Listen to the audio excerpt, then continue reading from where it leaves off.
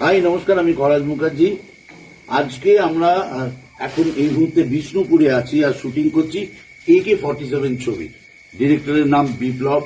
ওর সঙ্গে এটা আমার প্রথম ছবি।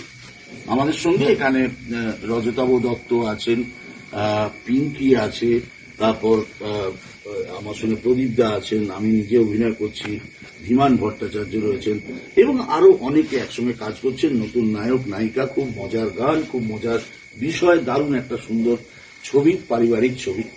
সেই ছবিতে কাজ করতে এসে শুটিং এর ফাঁকে আজকে আমার স্বভাব সিদ্ধ যে জিনিসটি সেটা হচ্ছে এই যে আমি রান্না করতে বসে গেছি এবং আজকে সবার অনুরোধে আমি খাসির মাংস রান্না করছি।